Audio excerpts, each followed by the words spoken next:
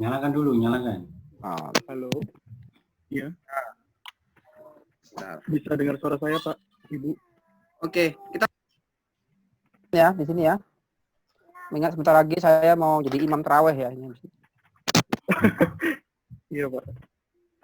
Oke, selamat malam semuanya. Selamat malam para penguji. Yang pertama Bapak Wahyu Ramadhani, SPD, MPD, Doktor Kandidat, kemudian Ibu Francisca Iswati, Sarjana Ekonomi Magister Manajemen, Doktor Kandidat, dan Handi Aribowo, STMM, saya sendiri PhD Kandidat ya.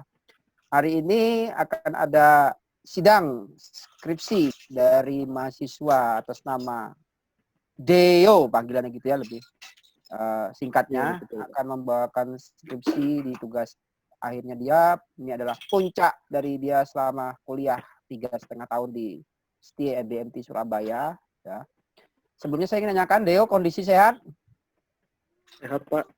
Ya. Nggak ada kena COVID-19 ya, gejala apapun ya, nggak ada ya? Sehat. Jangan, Pak. Jangan, Pak. Jangan Aman, ya, Pak. karena kamu selama di rumah work from home, berat badanmu nambah kayaknya ya.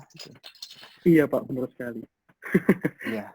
Oke, penguji mohon izin. Ini ada presentasi Deo selama 15 hingga 20 menit. Nanti akan ada sesi tanya jawab dan akan diakhiri dengan sesi parallel session dari pertanyaan yang kedua. Nanti Deo akan keluar sebentar ya. Kita ada diskusi, nanti kamu bisa masuk lagi untuk kita memutuskan apakah kamu ini, tapi kayak sidang ini karena nggak ada konsumsi, jadi mungkin 50% kamu gagal ya, karena konsumsi nggak ada di depan kita ya. Nanti saya gojekin, Pak. Oh, gojekin. Oke, ini kita juga harus prihatin di masa pandemi ya. Jadi dengan situasi seperti ini, kita BMT tidak ada memperhambat ya. Kalau memang sudah waktunya maju dengan keterbatasan ini, kita harapkan memang tidak ada kendala apapun. Mohon izin Pak Wahyu, mohon izin Bu Iswati untuk dimulai ya, Ibu, Bapak Ibu. Baik, Pak Andi.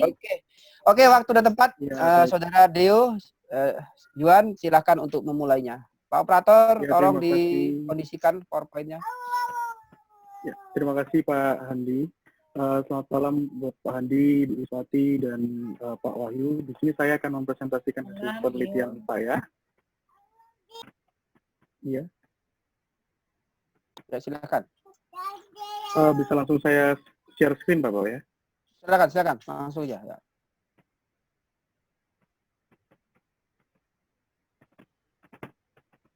Ya.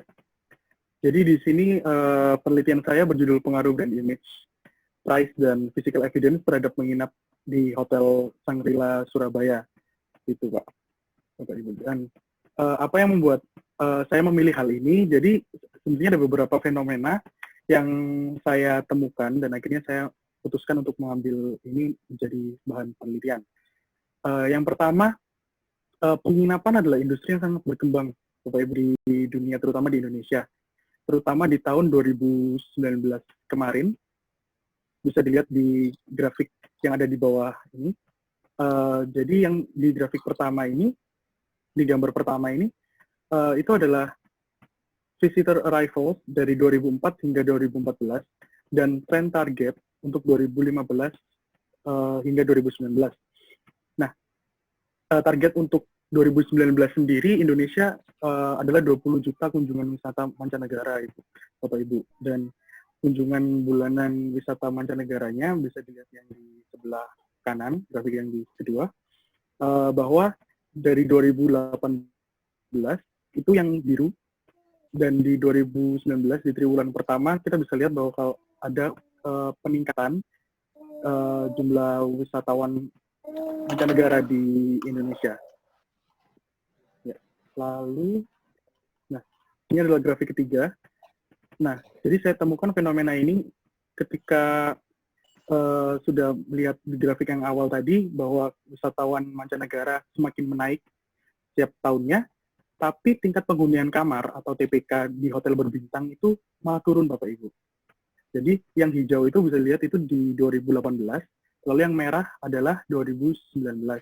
Nah, jika lihat dari yang grafik yang kedua tadi, kita bisa lihat bahwa grafik mancanegara di triwulan pertama meningkat. Tapi kenapa kok di tingkat penghunian hotel berbintang di tahun 2019 triwulan pertama malah menurun? Seperti itu. Lalu berikutnya, nah ini. Nah, fenomena berikutnya adalah tingkat penggunaan kamar hotel berbintang di Jawa Timur di bulan Juli 2019, angkanya naik 2,35% dibandingkan bulan Juni. Nah, TPK Hotel Bintang 5 mencapai 68,10%, yang mana merupakan TPK tertinggi dibandingkan TPK Hotel berbintang. Share-nya di, screen-nya di-share, Deo. Nggak tampil. Sudah di-share, Bapak? Oh, sudah ya. Oh ya, saya yang oh ya, sorry, ya. Oh iya, baik. Silakan. Nah, hal ini juga merujuk kepada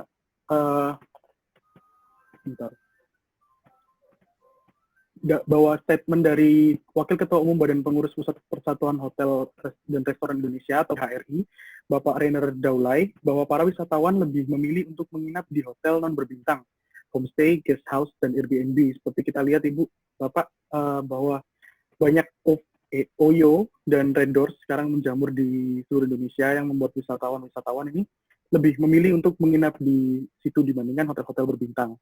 Karena ya alasannya mungkin lebih murah dan lebih praktis juga. Lalu dari hasil studi teoritis dan studi empiris, saya sebagai peneliti memilih 3 faktor untuk dikaji lebih lanjut, yaitu yang pertama adalah brand image atau citra merek, yang kedua adalah price atau harga, dan yang ketiga adalah physical evidence di fisik.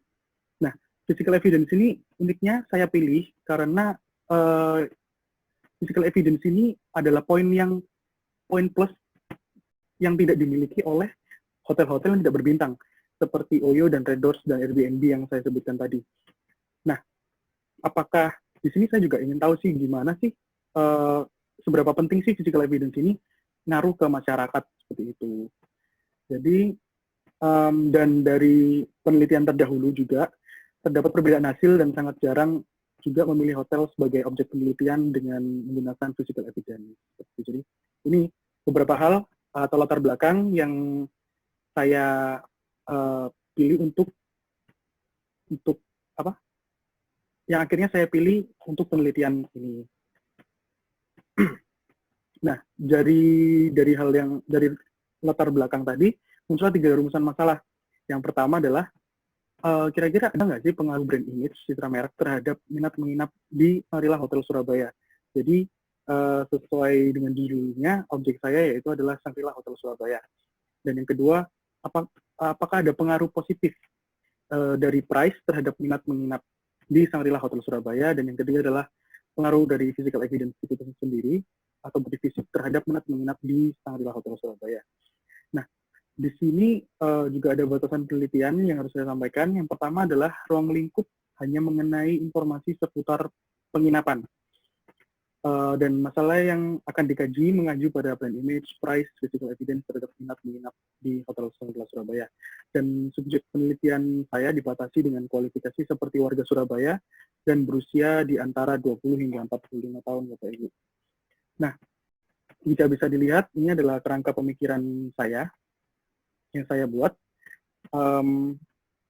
Jadi bisa dilihat bahwa minat beli memiliki 4 indikator yang berasal dari, yang saya ambil dari penelitian Ferdinand di tahun 2006. Beliau mengatakan bahwa ada 4 indikator. Yang pertama adalah minat transaksional atau kecenderungan seseorang untuk membeli produk atau mendapatkan jasa tersebut. Lalu yang kedua adalah minat referensial atau kecenderungan seseorang untuk mereferensikan produk atau sebuah jasa kepada orang lain. Dan yang ketiga adalah minat preferensial, yaitu minat perilaku seseorang yang memiliki kecenderungan pada produk tertentu atau jasa tertentu. Lalu yang keempat adalah minat eksploratif, yaitu perilaku seseorang yang selalu mencari informasi mengenai produk dan jasa yang yang diminatinya dan mendukung sifat-sifat positif dari produk atau jasa tersebut. Lalu di variabel yang dependentnya di X1 yaitu brand image ada 3 indikator. Yang pertama adalah mudah diingat. Mudah diingat ini seperti mudah diingat itu elemen merek yang dipilih hendaknya bisa mudah diingat dan diucapkan seperti simbol, logo, dan nama seperti itu. Lalu yang kedua adalah mudah dikenal. Mudah dikenal, jadi melalui sebuah merek dikenal sebagai sebuah pesan dan cara bagaimana produk itu dikemas. Kayak misal Shangri-La Hotel, jadi dia itu dikenalnya sebagai hotel bintang 5, seperti itu Bapak Ibu. Lalu yang ketiga adalah memiliki reputasi yang baik. Oke. Dan di variabel dependen kedua, yaitu X2, yaitu price, ada 4 indikator. Yang pertama adalah keterjangkauan harga, yaitu aspek penetapan harga yang dilakukan oleh produsen atau penjual jasa yang sesuai dengan kemampuan beli konsumen di target market yang sudah ditentukan. Lalu yang kedua adalah daya saing, yaitu penawaran harga yang diberikan kira-kira dapat bersaing nggak di market. Gitu. Lalu yang ketiga adalah kesesuaian dengan kualitas harga yang dikeluarkan sesuai tidak dengan kualitas yang akan didapatkan oleh para konsumen. Nah, yang terakhir, yang keempat, yaitu kesesuaian dengan manfaat. Jadi apakah harga yang dikeluarkan sesuai dengan manfaat yang diberikan dari produsen atau penjual jasa tersebut kepada konsumen. Lalu dengan variabel yang X ketiga, yaitu physical evidence. Yang pertama adalah interior. Interior itu yang seperti Bapak Ibu sudah ketahui, yaitu bagian dalam, penampilan dalam. Dan eksterior adalah tampilan luar. Dan other tangibles itu adalah wujud lain, seperti situs website, seragam pegawai yang digunakan, jaringan, display, dan bonus-bonus yang diberikan kepada itu juga kepada masyarakat. Nah, dari pemikiran tersebut muncullah 3 hipotesa, yaitu yang pertama, satu adalah brand image. Apakah mempunyai pengaruh positif terhadap minat menginap, atau di sini minat menginap saya ambil dari minat beli yang seperti saya sudah sampaikan tadi, terhadap Shangri-La Hotel Surabaya. Lalu hipotesa yang kedua adalah price, mempunyai pengaruh positif terhadap minat menginap atau minat beli di Shangri-La Surabaya. Dan yang ketiga adalah physical evidence, itu fisik mempengaruhi positif terhadap minat menginap atau minat beli di Shangri-La Hotel Surabaya. Nah, di dalam penelitian ini saya memilih menggunakan penelitian deskriptif dengan analisis kuantitatif, dan variabel-variabel dependen yang digunakan dari penelitian ini adalah yang seperti Bapak Ibu tadi sudah ketahui, yaitu X1 adalah brand image, dan X2 adalah price, dan X ketiga adalah physical evidence, dan yang variabel terikat atau variabel independen dari penelitian ini adalah minat menginap. Seperti itu. Lalu populasi penelitian dalam penelitian ini adalah konsumen yang pernah menginap di Shangri-La Hotel Surabaya dan berusia di antara 20 hingga 45 tahun. Nah, sampel penelitian ini jika teknik pengambilan sampel yang digunakan dalam penelitian ini adalah metode non-probability sampling, dan teknik sampel yang digunakan adalah dari penelitian ini adalah purposive sampling. Nah, jika merujuk dengan ukuran yang sesuai untuk SAM, yaitu 100 hingga 200 sampel. Dan di dalam penelitian ini, saya sebagai peneliti menggunakan jumlah sampel sebanyak 110 responden. Angka ini dapat dari hasil kalkulasi jumlah indikator dikalikan dengan 5 hingga 10, yang sampel hingga menunjukkan bahwa sampel minimumnya adalah 70 responden dan sampel maksimumnya 140 responden. Di sini saya menggunakan 110 responden, Bapak Ibu. Nah, ini adalah hasil dari uji validitas dari variabel brand image dan variabel price. Mungkin bisa dilihat, Ibu.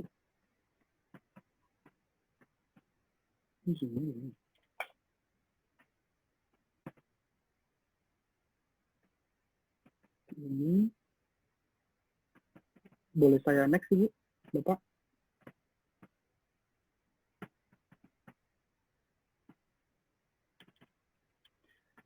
Dan yang ini adalah uji validitas dari variabel physical evidence dan variabel minat-minat. Dijelaskan deh ya, uji validitasnya itu angkanya valid untuk physical evidence itu jelaskan masing-masing ya. Oh iya, nah karena saya jadikan satu Pak Andi, jadi berdasarkan uji validitas di atas ini penelitian menggunakan alfa yang kan sebesar 0,05 yang diajukan kepada 110 responden, dan adapun DF dari penelitian ini adalah N-2, yaitu 110 minus 2, yaitu 108. Nah, penelitian ini dapat dikatakan valid apabila R hitung memiliki nilai yang lebih besar daripada R tabel. Nilai R hitung dalam penelitian ini adalah 0,1874, itu yang diambil dari 108 responden jika dilihat dari tabel hitung. Dan dapat disimpulkan bahwa semua item pertanyaan dari tabel-tabel di atas itu tadi, Bapak Ibu, semua item pernyataan di dalam penelitian ini dinyatakan valid, dikarenakan R hitung lebih besar daripada R tabel. Seperti itu, Bapak Ibu. Jadi semuanya tadi dari empat-empatnya variabel tersebut, semua item pernyataannya dianggap valid. Seperti itu. Angka R tabelnya berapa? Angka R tabelnya masing-masing itu. Kamu sebutkan sehingga di atas 0,5. Oh iya, Pak. Yang physical evidence berapa angkanya? Ya. Tunjukin. Jadi angka-angkanya yang di brand image, yaitu yang di paling pojok kanan ini, Ibu Bapak Ibu, bisa dilihat. Ini adalah 0,546, 0,512, 557, 0,653, 0,766, 0,7, 0,668. Jadi di variabel brand image ini sudah pasti di atas dari 0,05 ya Bapak Ibu. Oke. Yang price dan silakan. Di sini juga, yang price juga di sini, ini ada 0,459, lalu 0,561, lalu ada 0,696, lalu ada 0,580, lalu ada 0,594, lalu di S32-nya ini 0,667, dan 0,693, dan yang terakhir 0,674. Jadi angkanya di atas berapa? Semuanya. Angkanya di atas 0,05 Bapak. Ya, oke. Ya. Next-nya jelaskan, jadi biar. Next-nya juga dari physical evidence, dari pernyataan yang pertama, hasilnya adalah 0,767 di tabel paling kanan, yaitu yang kedua 0,706, lalu 0,640, lalu 0,757, lalu 0,722, lalu 0,739. Nah, jadi di physical evidence ini juga dapat kita lihat bahwa angkanya lebih dari 0,05. Dan juga di minat menginap ini, di pernyataan yang pertama, mendapatkan skor 0,708, lalu yang kedua adalah 0,557, lalu 0,817, lalu 0,691, lalu 0,806, lalu 0,737, lalu 0,7, lalu 0,746. Nah, di sini juga dapat lihat bahwa angkanya juga lebih besar dari 0,05. Oke, Deo, artinya berarti semuanya valid, angkanya sudah valid, artinya apa? Dalam bahasa kalimat manajemennya apa? Dikatakan bahwa bahasa manajemen. Dikatakan valid karena artinya apa valid itu? Artinya apa dalam bahasa manajemen? Penjelasannya. Berarti seluruh data ini apa gitu secara. Oh, berarti apa ya? Berarti seluruh data yang di sini itu dikatakan valid itu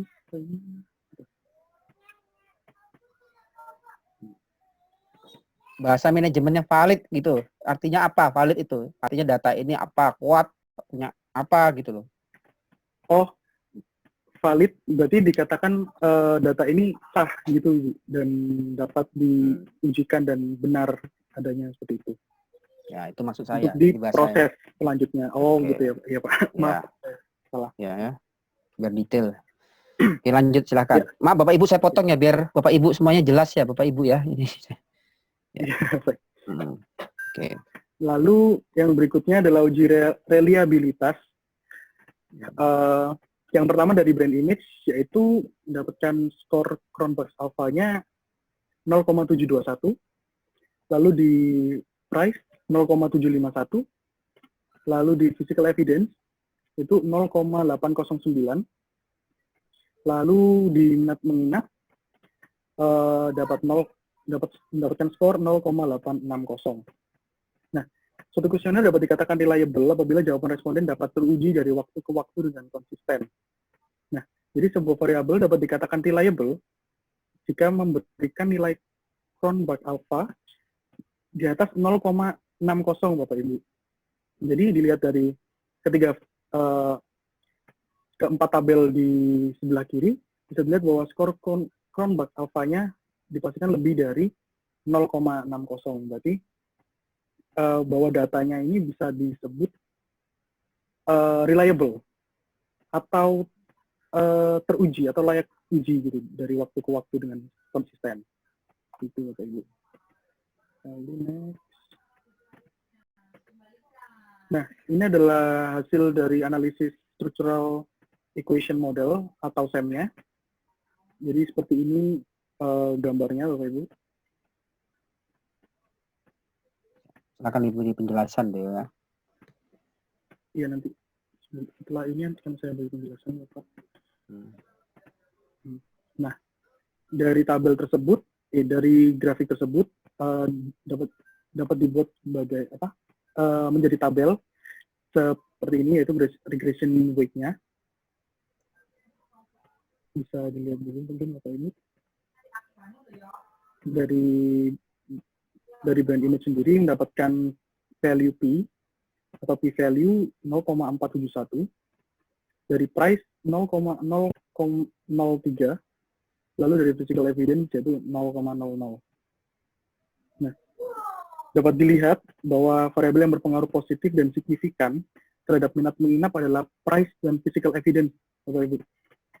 Jadi, karena memiliki p-value kurang dari 0,05. Seperti itu. Sedangkan di... Sorry, bintang itu artinya apa bintang? Bintang tanda artinya apa? 0, berapa? 0,00 Bapak. 0,00 ya, oke. Iya. Nah, jadi bisa dilihat di brand image memiliki p-value lebih dari 0,05. Berarti brand image ini memiliki pengaruh positif namun tidak signifikan. Seperti itu Pak Ibu. Artinya bahasa kalimat manajemennya apa, Leo? Positif atau tidak signifikan? Positif berarti memiliki pengaruh namun tidak terlalu memiliki dampak pengaruh yang besar. Seperti itu. Bisa dilihat dari brand variabel brand image ini.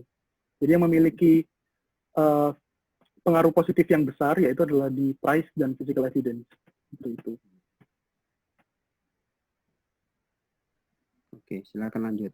Oke. Lalu saya lanjutkan ke pembahasan hasil hipotesis.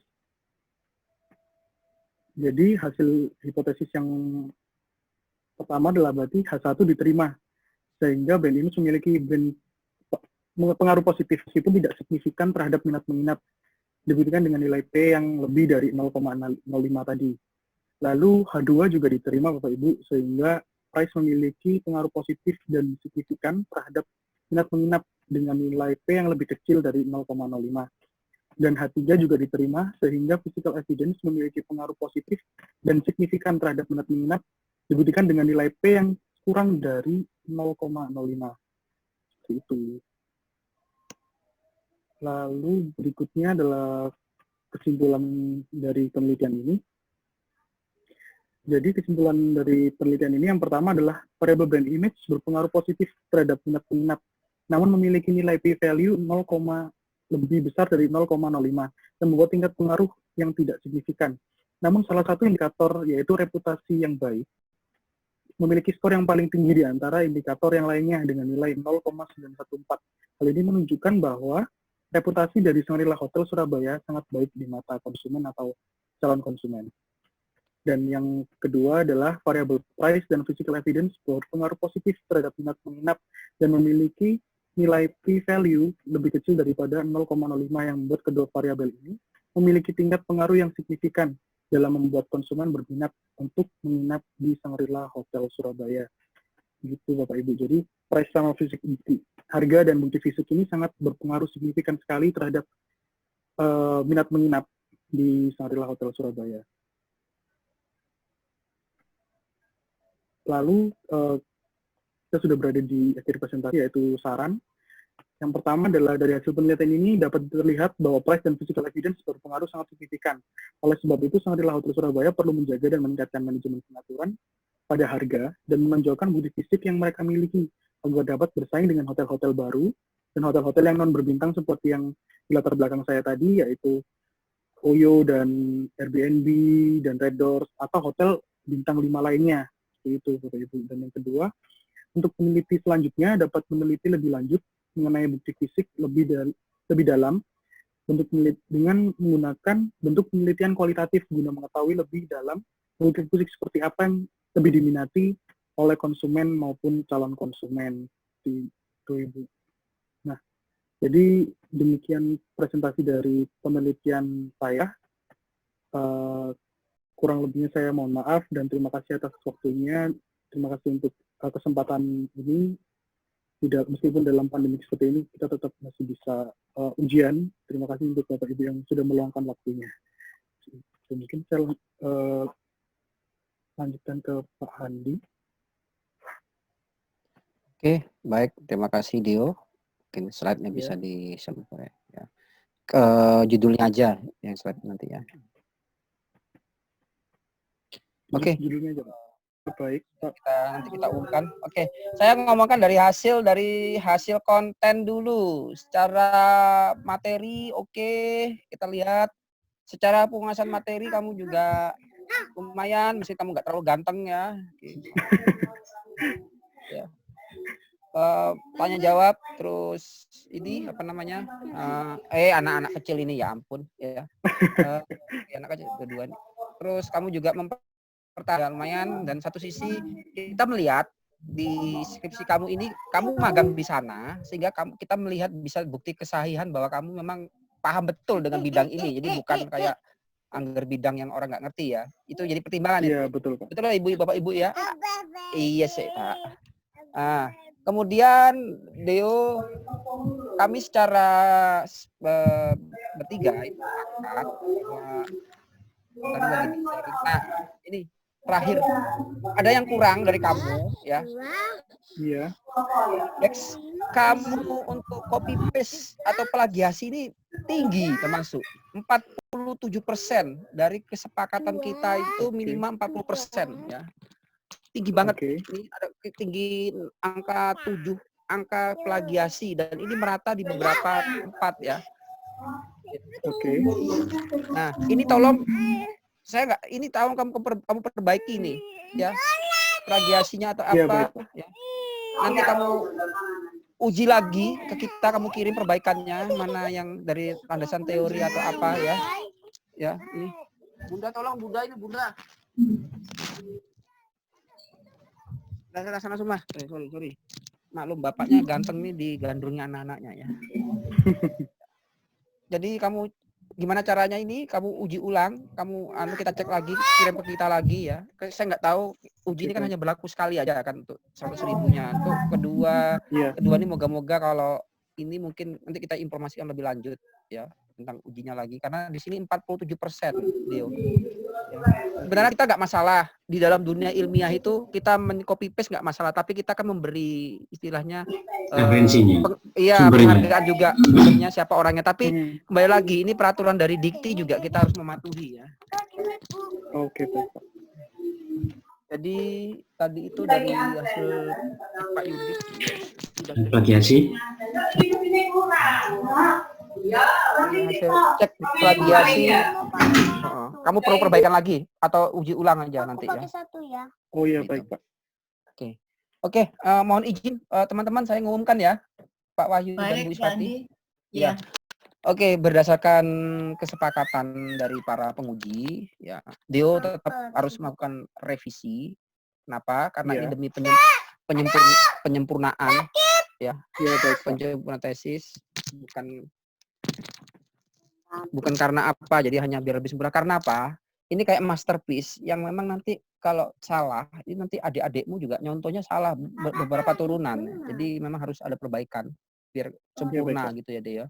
Saya nggak mau kejadian seperti di kampus Petra Ubaya itu yang saya cek pernah nguji itu sama Pak Wahyu, Bu Iswati juga. Itu kalau ditanya kenapa data gitu, karena data dari kakaknya gitu yang kita contoh. Kita nggak mau seperti itu, Deo. Ya. Oh iya. Jadi kualitas kita jaga, ya. Pertanggungjawaban juga jaga, karena ini akan taruh selamanya di momen kamu sebagai mahasiswa. Ada record karyamu. Ya, karyamu ya. Jadi jangan asal copy paste. Saya yakin kamu enggak ya. Ini. itu. Nah, berdasarkan hasil kesepakatan para penguji, kamu dinyatakan bisa lolos, tapi harus mutlak lakukan revisi, terutama tentang uji validasi, uji tadi plagiasi, Plagiasi. angkanya kelebihan, Iya, baik, Pak. angka 7 tadi itu.